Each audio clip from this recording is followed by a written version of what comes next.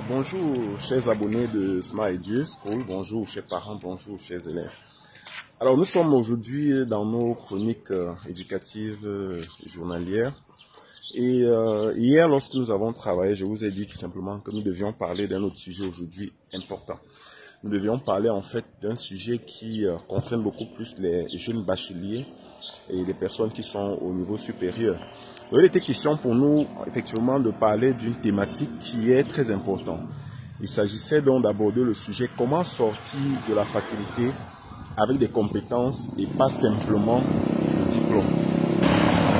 Pourquoi est-ce que j'ai voulu prendre cette thématique? Simplement parce que régulièrement, lorsque je discute avec des jeunes qui me disent, voilà, je suis diplômé, j'ai tel niveau, mais en réalité, lorsque vous demandez, qu'est-ce que vous savez faire? Parce que il est important de savoir que lorsque vous allez en fac, ce qui est important en fait, c'est la compétence, ce n'est pas le diplôme. Je dois être clair avec ça. Et je dois redire quelque chose que j'ai l'habitude de dire et que les gens, généralement, ont tendance à mal apprécier. J'aime souvent dire que le diplôme est tout simplement un bout de papier avec votre nom écrit dessus, avec parfois une qualification si on veut. Mais maintenant, il est important que le diplôme corresponde effectivement à ce que vous savez faire. Parce que si on doit définir une compétence de façon triviale, on va dire quoi? Une compétence est cette chose-là que vous savez faire. Par exemple, je sais démonter la roue d'un véhicule. Je sais programmer un site web. Je sais programmer une application Android. Ça, ce sont des compétences que je viens de citer. Ce sont des exemples de compétences que vous devez avoir, en fait, au sortir de votre formation. Parce que le diplôme qu'on vous délivre, lorsque vous allez vous retrouver devant un employeur, en réalité, l'employeur ne vous recrute pas parce que vous avez un master, parce que vous avez un doctorat. En fait, le recruteur vous prend dans son entreprise simplement parce que vous avez une compétence à faire valoir. Il est certes vrai, le diplôme a un rôle à jouer, mais un rôle assez faible en comparaison au rôle qu'il faudrait avoir, en fait, en comparaison au rôle que joue la compétence dans votre formation. Donc vous devez en réalité vous arranger effectivement à avoir le diplôme, mais non seulement il faut avoir le diplôme, il faut également se battre effectivement pour avoir une compétence qui soit proportionnelle, pourquoi pas au-dessus du diplôme que vous avez obtenu. Donc, dans cette vidéo justement, je voulais juste aborder avec vous cette notion-là maintenant. Comment faire pour sortir avec un diplôme et aussi une compétence? Ça, c'est la question à laquelle je m'en vais répondre tout de suite. Déjà, comme je l'ai dit tantôt, la compétence est toute chose que vous savez faire en réalité. Vous êtes compétent, par exemple, dans le développement d'une application web. Vous pouvez être compétent, par exemple, dans le développement d'une application Android. Ça, c'est si vous avez fait informatique. Alors, lorsque vous entrez dans la faculté, la première des choses que vous devez faire, quelle que soit la filière que vous avez décidé de faire, c'est donc de vous poser des questions. Si je choisis, par exemple, de faire informatique, parce que je suis ingénieur informaticien, donc je préfère justement m'appuyer beaucoup plus dans les domaines que je maîtrise le mieux. Si vous choisissez par exemple de faire informatique, la première des choses quand vous entrez dans une filière, c'est de faire le listing de toutes les compétences, de tous les débouchés de la filière dans laquelle vous êtes inscrite. C'est-à-dire bien de faire le listing ou alors la liste de toutes les compétences de la filière dans laquelle vous vous êtes inscrit. Quand je fais génie informatique, par exemple, je dois être capable de programmer un site web. Ça, c'est tout à fait naturel. Je dois être capable de développer une application Android. Ça, c'est ce que je suis censé faire. La question d'après, c'est est-ce que l'école, est-ce que l'établissement, est-ce que l'institut dans lequel je suis inscrit me donnera les compétences nécessaires, effectivement, pour atteindre cet objectif? Ça, c'est la question qu'on doit se poser. Parce qu'aucune école, aussi grandiose soit-elle, ne vous donne tout ce qu'il faut pour pouvoir atteindre vos objectifs. Chaque établissement va vous donner généralement l'introduction. Moi, j'aime dire aux apprenants que je rencontre que lorsque l'enseignant entre dans une salle de classe et vous donne déjà le programme de cours, et vous donne le manuel à suivre, et vous donne déjà la ligne des formations que vous devez suivre, alors il a achevé le programme.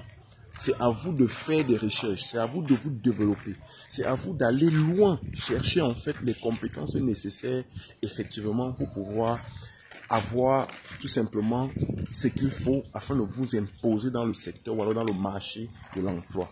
Maintenant, si vous vous limitez justement à juste chercher à obtenir les diplômes, je vous dis, moi j'ai été comme vous assis sur les bancs. Mais ce que j'ai constaté lorsque nous sommes assis sur les bancs en tant qu'élèves, apprenants et tout le reste, c'est quoi? C'est que la plupart du temps, ce qu'on fait, c'est qu'on s'efforce juste d'obtenir le diplôme, on s'efforce juste d'obtenir la moyenne, mais on ne se soucie pas de est-ce que je sais faire ci, est-ce que je sais faire ça. D'accord.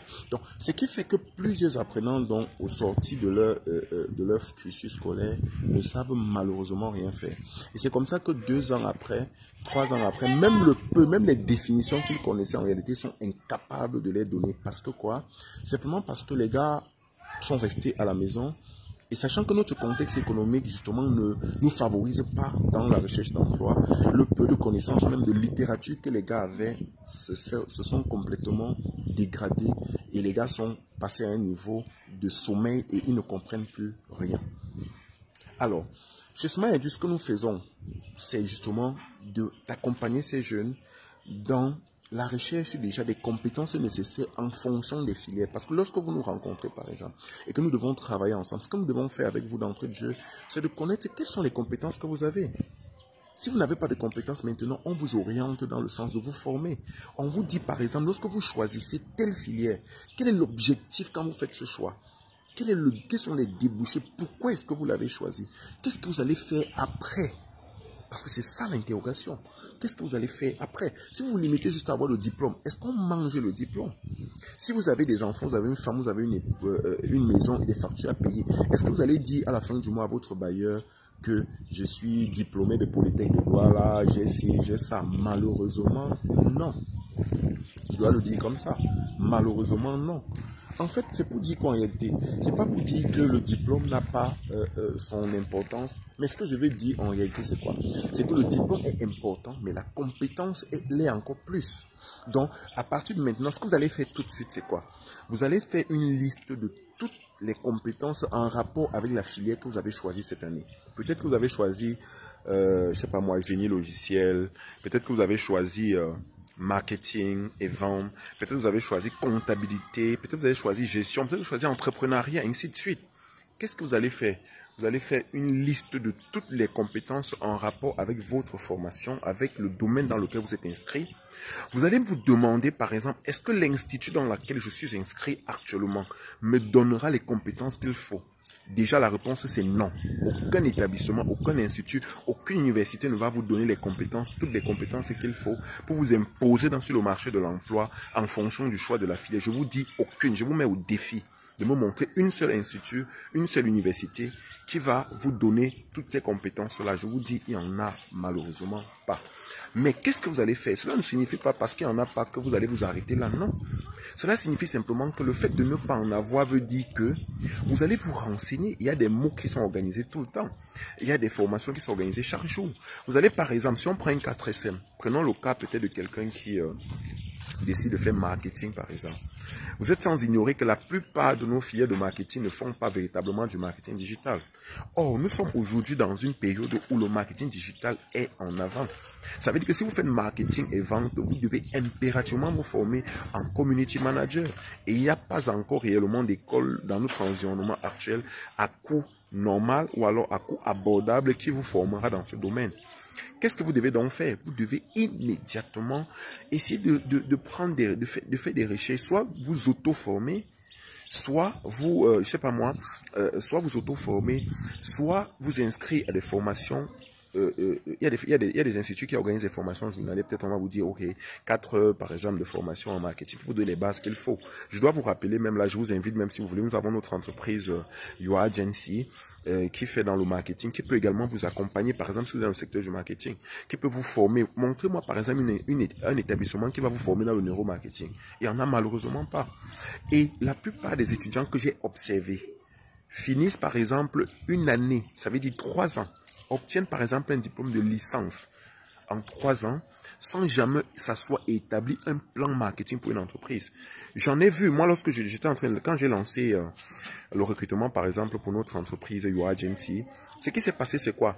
C'est que j'ai dû me rendre compte que la plupart des personnes que je rencontrais n'avaient pas la compétence. En fait, les gars avaient des diplômes, des licences, des masters, mais ils n'avaient pas la compétence. Lorsque je posais des questions techniques, le gars ne se retrouvait pas. Parce que dans les entreprises, souvent, quand vous y arrivez, peut-être vous faites des stages à l'académie, vous allez vous rendre compte que peut-être vous êtes arrivé dans une entreprise qui peut faire le marketing. Vous vous retrouvez en tant que coursier. Et j'en profite ici pour attirer l'attention de ces entreprises qui font ce genre de choses.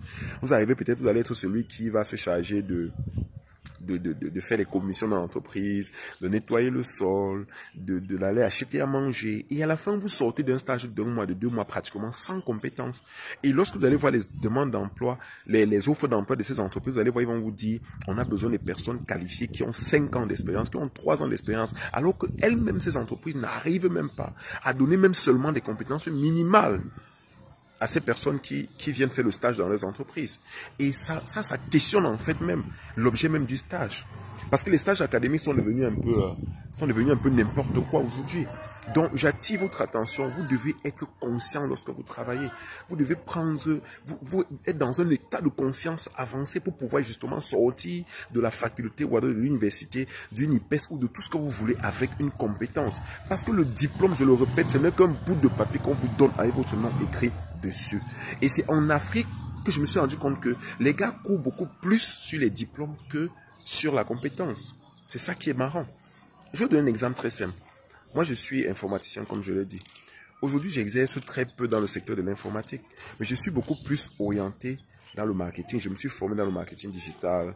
C'est vrai, j'ai un diplôme en marketing, mais en faisant ce circuit, ce cursus scolaire, il n'y avait pas de... Il y avait juste une introduction au marketing digital, mais pas assez de compétences pour me permettre effectivement de me distinguer sur le marché du marketing.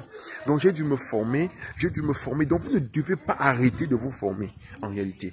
Ce sont des compétences que vous allez acquérir au fil des années, que vous allez finir par vendre ces compétences-là aux entreprises qui vont vous recruter. Parce que lorsqu'une entreprise va vous recruter, qu'est-ce que vous allez dire à cette entreprise-là? Vous allez dire non, moi je sais faire ci, je sais faire ça. Maintenant, si vous n'avez pas ces compétences-là, on ne va pas vous acheter cher. On ne va pas justement, vous devez apprendre à vous vendre. Et ce que vous devez vendre, ce sont vos compétences que vous allez vendre et non autre chose. Voilà, donc nous avons justement une série de conférences que nous sommes en train d'organiser et dans les IPES, dans les universités, afin de parler de cette thématique.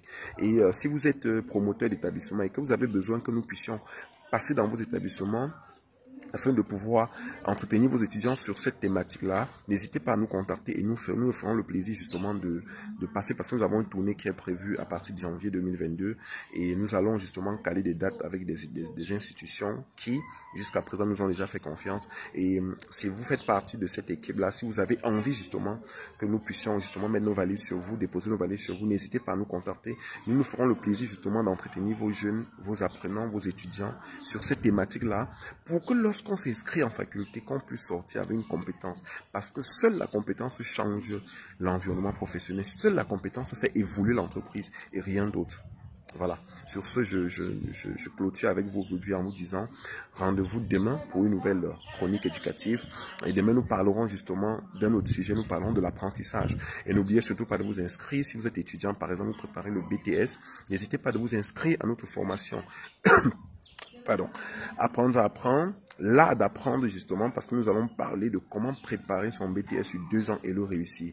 Si vous êtes en 2e année, on va parler de comment organiser sa préparation et réussir son BTS avec au minimum 12 de moyenne. Donc je vous donne rendez-vous demain pour une nouvelle chronique éducative. Et en attendant, n'oubliez pas de vous abonner sur nos plateformes Smile Edu School, Smile Edu Art, Smile Edu Beauty et toutes les autres plateformes Smile Edu. N'oubliez pas également de partager ces vidéos, parce que nous avons une communauté. Et j'aimerais conclure en disant également que nous avons un groupe WhatsApp qui a été mis sur pied afin justement de vous accompagner, vous les jeunes. Parce que Smile Edu s'est donné pour ambition, pour mission d'être le porte-parole de la jeunesse, d'être là pour accompagner les jeunes, d'être là justement pour vous. Et n'oubliez surtout pas, nous ne pouvons absolument rien faire tout seul. Nous avons besoin de vous.